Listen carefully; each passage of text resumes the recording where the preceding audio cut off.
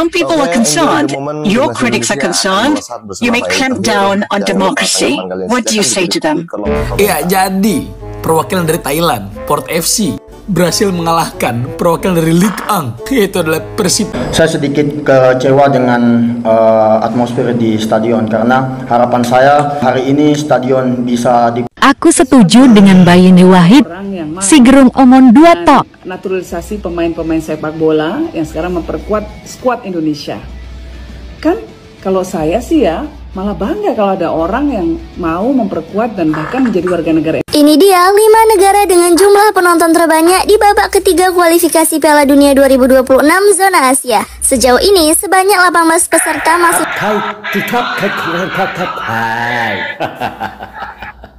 Ini Madam Pang sedang menghibur diri ya. Gue beli dari siapa? Gue sendiri, uang gue sendiri, gue yang cari. Ya, gila. Bola sebagai alat pemersatu. Betul, bola bukan pemecah. Oke, sahabat-sahabat Garuda Fan, mari kita simak bersama dan tentunya soal bagaimana reputasi timnas Indonesia bersama Pak Erick Thohir dan juga bagaimana dalam mengorganisir dari permainan-permainan dan juga skuad timnas Indonesia saat ini adalah sesuatu yang sangat berprogres, sesuatu yang sangat luar biasa.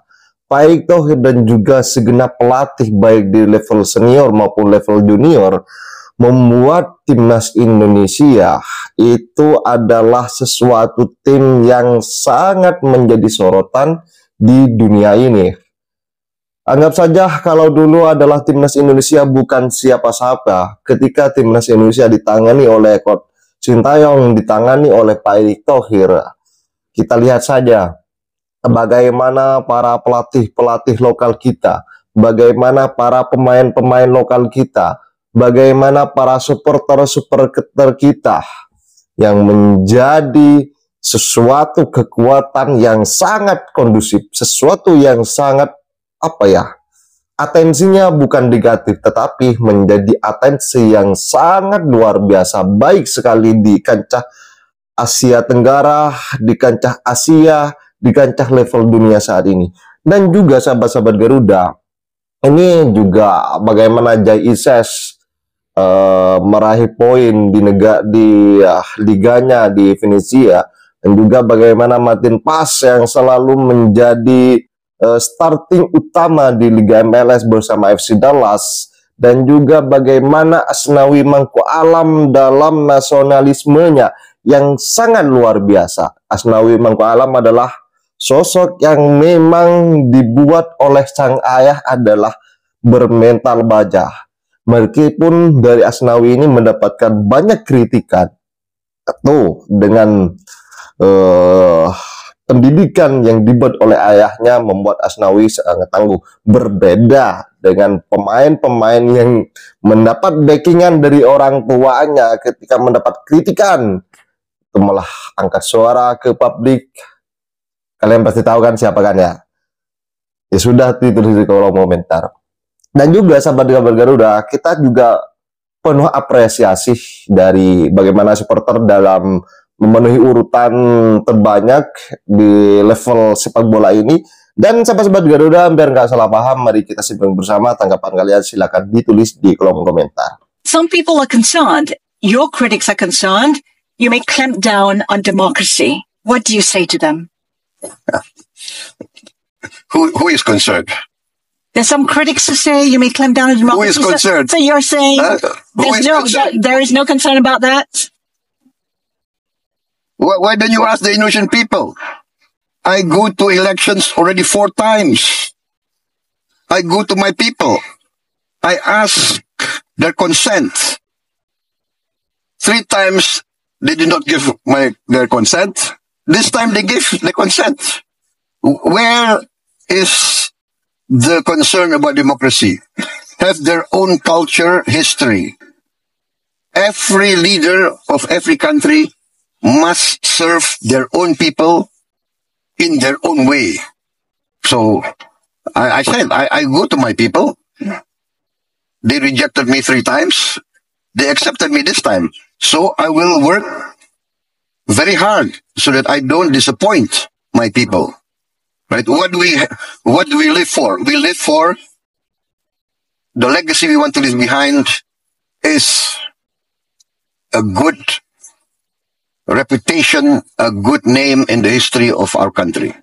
Ketika seseorang mengedepankan rakyat yang dipimpinnya dalam menjadi obor dan semangat perjuangannya, maka dia otomatis menjadi pemimpin yang akan selalu dibutuhkan. Dan itu terefleksi dari kisah hidupnya HB kedua. Berkali-kali coba dijatuhkan, diganti, dilengsarkan, tetap saja akhirnya menjadi sultan kembali. Sampai akhir hayatnya tetap menjadi sultan. Karena perannya tidak tergantikan. Nah, jadi ini menurut saya ini sebuah hal yang harus menjadi inspirasi bagi kita semua. Aku setuju dengan Bayini Wahid, si gerung omon 2 tok. Naturalisasi pemain-pemain sepak bola yang sekarang memperkuat skuad Indonesia. Kan kalau saya sih ya malah bangga kalau ada orang yang mau memperkuat dan bahkan menjadi warga negara Indonesia. Toh rata-rata para pemain naturalisasi itu ada darah Indonesianya loh yang mengalir di tubuh mereka. Jadi menurut saya sih sah-sah aja dan kita harus bangga sebagai warga negara Indonesia kalau ada orang yang mau bergabung menjadi warga negara kita. Nah, kita jangan berpikiran sempit. Yuk kita perkuat terus apapun yang bisa kita lakukan untuk terus meraih prestasi bagi olahraga di Indonesia. Luar biasa, ini dapat bola berkah untuk sepak bola nasional dari Bang Gilbert. Gimana cerita dapatnya ini? Hah? Ini memang perjuangannya Pak, berhari-hari. Jadi ini beliau mau, ini milik beliau tetap, bukan milik kita. Tetapi nanti kalau PSSI sudah bisa membangun museum sepak bola, nah ini nanti kita pajang, ada namanya beliau. Terima kasih banyak Pak. Nah, sementara mau dipakai keliling untuk berkat. Betul, Ya, Pak. supaya sepak bola kita bersih. Betul. Ya, harapan saya sepak bola Indonesia itu maju terus, menang masuk Piala Dunia. Sekarang sudah luar biasa, tambah luar nih, dan perdamaian di sepak bola Indonesia ini bisa terwujud, Pak. Ya, amin. Bola sebagai alat pemersatu. Betul. Bola bukan pemecah ya. Bukan, Pak. Ya. Sepak bola mendamaikan kita. Amin.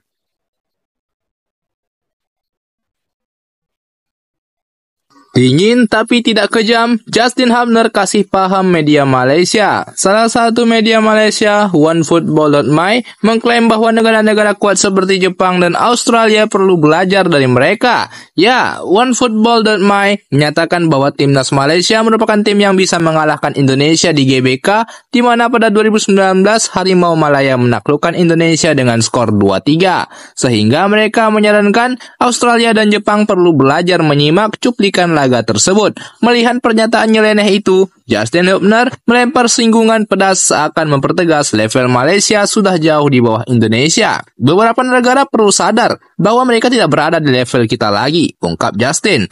Sebuah tamparan keras kepada negeri jiran untuk menerima kenyataan bahwa Malaysia berada di bawah Indonesia. Kilas balik saat timnas Thailand mampu mencapai ronde ketiga kualifikasi Piala Dunia, namun jadi bulan-bulanan tim raksasa Asia. Pada kualifikasi Piala Dunia edisi 2018, Thailand lolos ke ronde ketiga dengan rekor mentereng di ronde kedua. The War Elephants lolos sebagai juara grup tanpa terkalahkan dengan raihan 4 kemenangan dan 2 hasil imbang. Mereka mampu melampaui Irak dan menyingkirkan Vietnam. Sayangnya, di ronde ketiga, Thailand tak mampu berbuat apa-apa. Dihadapkan kepada para negara-negara raksasa seperti Jepang, Australia, Arab Saudi hingga Uni Emirat Arab, Thailand gagal meraih 1 kemenangan pun dan hanya mampu meraih 2 hasil imbang serta 8 laga sisanya berujung kekalahan. Thailand terjerembab di dasar klasmen dan gagal ke Rusia 2018. Madam Pang ungkap soal kekuatan timnas Indonesia. Mereka hebat, tapi Piala AFF belum kalahkan Thailand.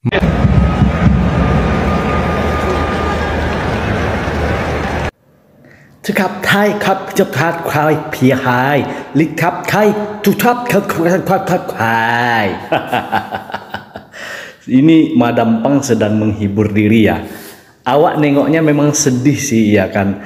Tragis. Thailand sama-sama poin 8 sama Cina tapi kalah head to head padahal selisih golnya sama. Nggak lolos loh ke round 3 kualifikasi World Cup 2026. Aduh. Memang orang sedih nengoknya ya, bahkan banyak konten creator yang bikin konten untuk menghibur gitu loh, simpati. Tapi aku ketawa, kenapa? Bukan tanpa alasan aku ketawa loh. Nah, kata-kata di depan itu artinya begini. Madam Pang ini kalau kalian cek di media sosial atau di surat kabar, dia pernah ngomong gini. Indonesia tidak akan pernah bisa melampaui Thailand. Kuulangin. Indonesia tidak akan pernah bisa melampaui Thailand. Itu kata Madam Pang. Nah, Madam Pang, sekarang gimana? Kami ini udah lolos round 3 Indonesia. Thailand kok nggak lolos, ya kan? Nanti di bulan September kami sibuk nih. Sibuk untuk lawan Jepang, lawan Korea, persiapan TC, ya kan? Kalian sibuk lawan Malaysia, lawan Vietnam, lawan Myanmar, iya kan? Nggak level. Kami udah di atas kalian, iya kan? 2026 kami nanti duduk santai di rumah, duduk-duduk, minum kopi, ya kan? Minum teh manis, minum es jeruk. Kalian harus ikut kualifikasi Piala Asia. Kami udah lolos. Jadi jangan sombong, Madam Pang. Ucapanmu itu akhirnya apa? Akhirnya jadi karma buatmu sendiri. Thailand yang nggak bisa melampaui Indonesia sekarang. Kami udah lolos. Kalian kenapa nggak lolos? Kami di atas kalian. Kami the king of ASEAN, ya. Ya, bukan kalian, ya. Haha.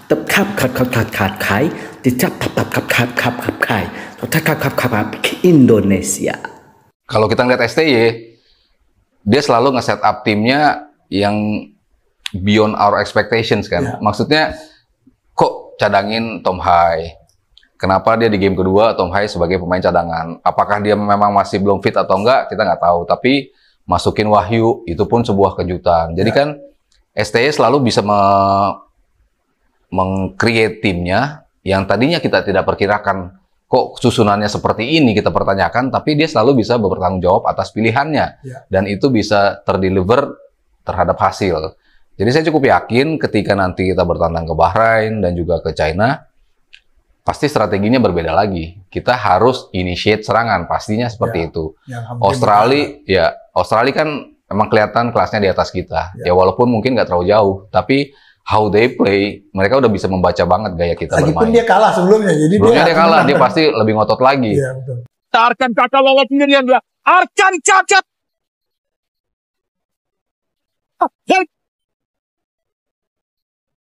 Kita lihat. Arkan Yakin? Iya, Arhan Pratama. Andika Pratama. Tadi dulu IG-nya Pratama Arhan. Pamela tahu-tahuan sampai ke Instagramnya. Arhan Pratama. Kalian tadi harusnya lihat ya reaksi teman-teman Asoy pada gini. Changes minta kesalahan pemain dimaklumi. Cacian warganet untuk para pemain timnas Indonesia yang melakukan kesalahan dalam pertandingan membuat mereka tertekan sekaligus tak nyaman. Changes pun minta agar mereka dimaafkan. Saya lihat banyak supporter marah dengan kesalahan itu. Tapi inilah sepak bola. Semua orang bisa melakukan kesalahan. Yang terpenting belajar dari kesalahan. Saatnya maju, memperbaiki diri untuk lebih baik. Semua mempersiapkan diri dengan cara masing-masing dan sebagai tim, kata Jesus. Ayo guys, jangan jadi supporter yang cuma bisa mau terima menangnya saja, tetapi memaki ketika kalah. Kita juga harus memikirkan mental dari para pemain. Kapten tim nasional Indonesia, Jai Isyas, tampil luar biasa, 90 menit dipasang oleh pelatih Eusebio Di Francesco saat memperkuat Venezia dalam pertandingan pekan kelima di Serie A yang dimainkan kemarin malam, dan mereka bisa mencatat kemenangan perdana mereka di depan publik mereka di Stadion Pierluigi Penso. Jai Isyas dan kawan-kawan ya mengemas 2 gol clean sheet untuk yang kedua kali. Luar biasa ketika dia mengawal di jantung pertahanan. 3 back ditampilkan oleh Eusebio Di Francesco bersama dengan Antonio Candela, kemudian juga ada Svoboda di sana, dan Isyas bermain dengan sangat tenang, mendapat pujian dari pendukung Venezia, juga pelatih Eusebio Di Francesco ya memuji penampilan dari Jai Isyas sepanjang pertandingan. Tidak ada satu gol pun yang menembus gawang dari Venezia. Ya, itu terlihat. Ada 9 tembakan memang dari pemain-pemain Genoa yang menjadi lawan dari Venezia. Tapi dari 9 tembakan itu tidak ada satupun on target. Jadi 0 on target. Walaupun dalam statistik Genoa sedikit unggul kalau dibandingkan dengan Venezia ya, 52-48%. Tapi itu bukan sebuah jaminan untuk bisa mendapatkan hasil positif bagi Genoa saat mereka tandang. Justru tuan rumah Venezia melepaskan 12 tembakan dan 4 diantaranya on target, 2 menghasilkan gol. Kemenangan ini ya membuat mereka tuh naik ke posisi 14 klasemen sementara. Nilai 4, ada 3 kekalahan memang. Ya, dari 5 pertandingan 1 menang dan 1 imbang, hanya terpaut 1 poin di belakang Parma, termasuk Genoa yang ada di peringkat ke-12. Jika mengingat laga timnas Indonesia melawan Australia, sudah pasti momen baku hantam ini yang berkesan di kepala. Kala laga 16 besar Piala Asia 2023, deretan preman skuad Garuda terbakar emosinya akibat ulah para pemain negeri Kangguru yang bermain kasar. Mereka menerjang Witan hingga menekel Rafael Strike dari belakang. Puncaknya kala Gethin Jones berebut bola dengan Rafael yang membuat Jones terkapar. Tak terima, Jones membalasnya dengan menghadang kaki Rafael saat berlari hingga ia tersungkur. Sontak momen itu memancing amarah para preman Garuda seperti Shane Patinama hingga Justin Hubner buat menghakimi bek Australia yang tidak sportif tersebut. Tak tinggal diam, lihatlah aksi pembalasan Rafael kepada para pemain Australia.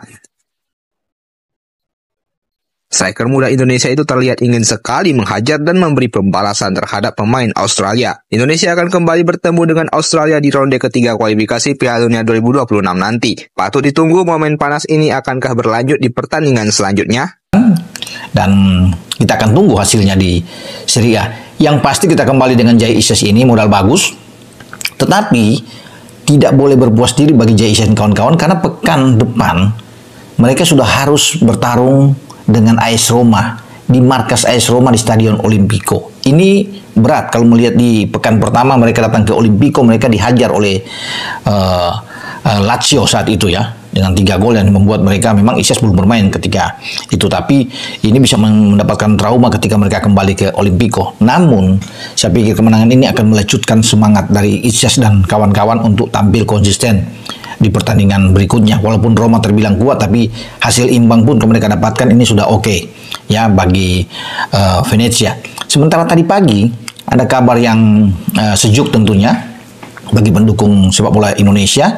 Kiper terbaik kita saat ini, Martin Paes, itu membawa Dallas menang melawan Los Angeles FC dengan 3-1. Walaupun di menit terakhir, 4 menit terakhir gawang dari Martin Paes bobol dari Eduardo Stuentes, pemain dari Los Angeles, tapi mereka sudah sempat unggul 2 gol ya dari Musa, Delgado, Farrington, yang membuat sekarang Dallas tampil baik. Dan juga dipuji ya penampilan dari Martin Paes, karena dalam 90 menit dia bermain ada 3 penyelamatan krusial yang dibuat oleh Martin Paes bersama dengan FC Dallas, dan ini menjadi 2 pemain terbaik saya pikir antara Martin Paes dan Jai Isyas di Venezia. Dua-dua bermain 90 menit ya, tidak tergantikan ya. Ini bagus buat kita semua pemain utama, dan nantinya kita akan bertarung melawan Bahrain serta Cina. Dengan adanya 2 pemain ini kan sudah menjadi jaminan utama ya, sebagai kapten Jai ada di belakang, dan apalagi penjaga gawang adalah Martin Paes. Kedatangan Messi Hilgers juga akan menambah kekuatan bagi kita bersama dengan Eliano. Jadi harapan untuk bisa mendapatkan poin melawan Bahrain itu bisa kita raih. Nah, saya sedikit kecewa dengan atmosfer di stadion, karena harapan saya hari ini stadion bisa dipenuhi supporter, tetapi nyatanya tidak seperti yang kami khawatirkan. Karena tentunya sebelum kami datang ke sini, yang salah satu yang kami khawatirkan melawan Persib Bandung adalah supporter yang full. Dan ya tentunya hari ini tidak sesuai dengan apa yang kita prediksi. Sebenarnya ini adalah pertandingan internasional, seharusnya supporter bisa memenuhi stadion hari ini. Saya dan Dimas juga nggak ada masalah, setelah pertandingan kita ngobrol, kita tukar baju juga.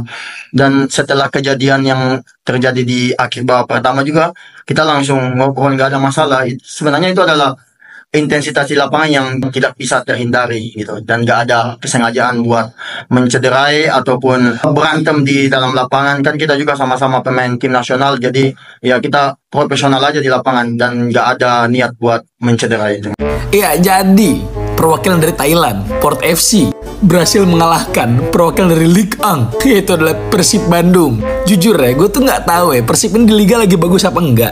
Kan lo pada tahu ya kalau gue tuh tidak mengikuti Liga Mortal Kombat ya. Gue cuma ya lihat dikit-dikit doang lah. Apalagi yang ada pemain timnasnya ya, kayak Persis Solo, terus kayak PSS Sleman. Ya update-update pemain timnas aja lah. Kalau untuk tim keseluruhan gue nggak mau ya, karena juga banyak pemain asing, mager juga ngikutinnya. Jadi intinya ya, dari sini sedikitnya menggambarkan boy, kalau emang kualitas Ligue 1 di Asia, ini AFC ya, ini AFC Elite 2, pokoknya kayak kalau di Eropa tuh Eropa League lah tiernya, itu masih belum ada apa-apanya boy.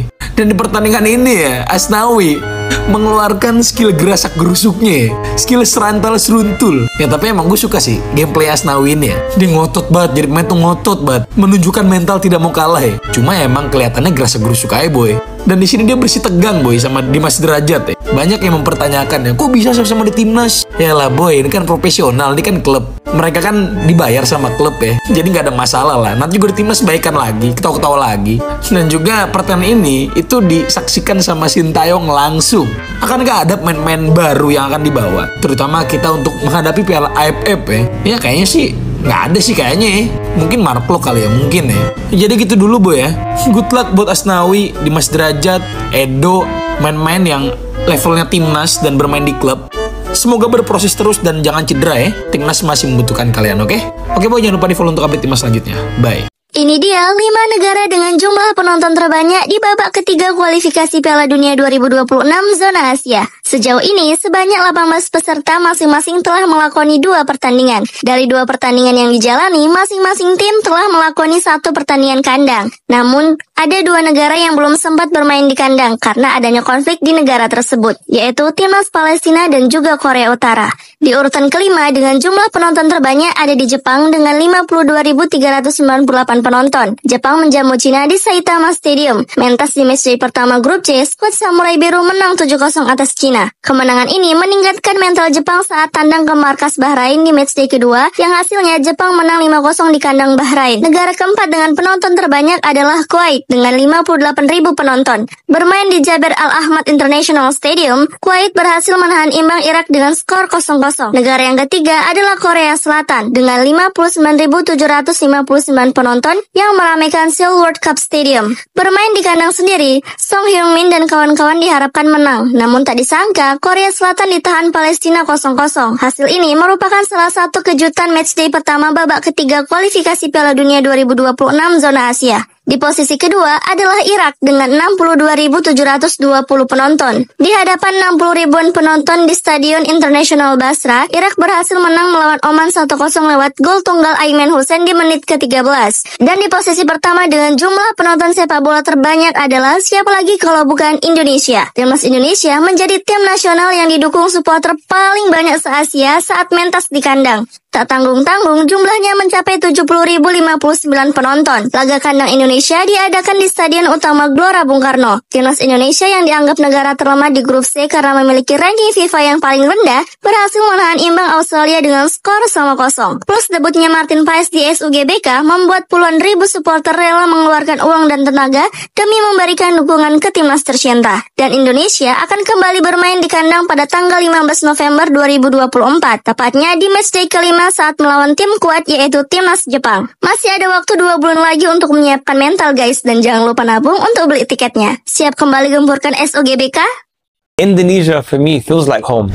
Wasim, why do you fly all the way to Indonesia for a football game? Yeah. Okay, but everything is about perspective. So a Timnas game is an experience. Okay. Think of it like a party, a football match, a togetherness, and I use this word that the one way to describe a Timnas match is family.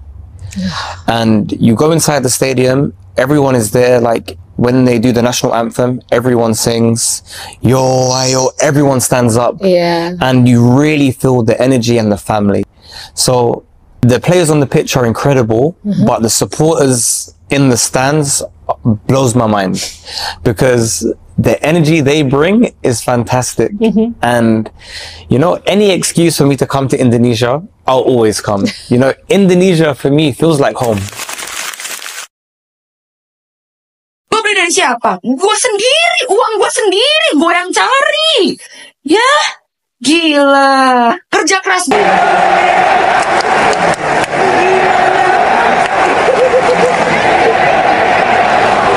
Bola Indonesia dimanapun tetap diteriakin apa semangatnya luar biasa, Masya Allah.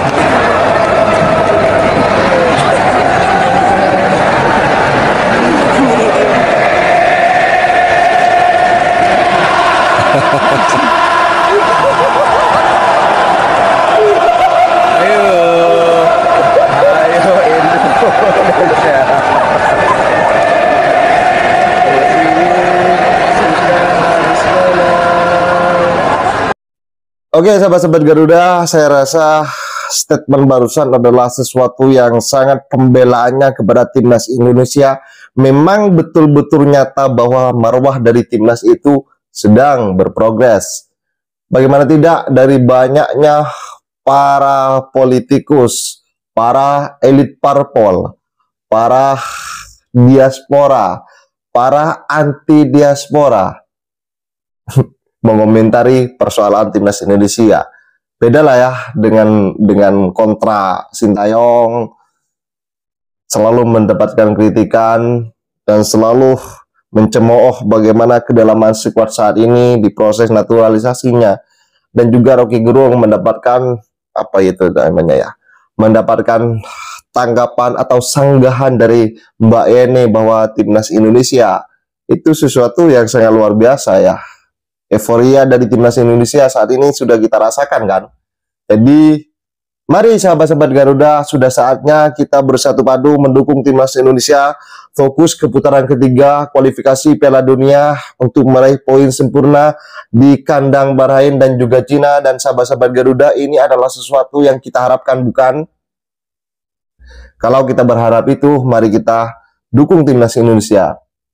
Jangan para kepentingan pribadi-pribadi dari parpol politik maupun dari elit politik dan juga para elit-elit mafia ini mengajar timnas Indonesia, kita hajar balik mereka. Ya sahabat-sahabat Garuda, saya rasa cukup statement kali ini. Jadi bagaimana tanggapan kalian? Silahkan ditulis di kolom komentar dan jangan lupa like dan subscribe channel ini agar kalian tidak ketinggalan informasi penting khususnya timnas Indonesia. Salam sepak bola keren, salam sepak bola bersih bersama saya, salam olahraga.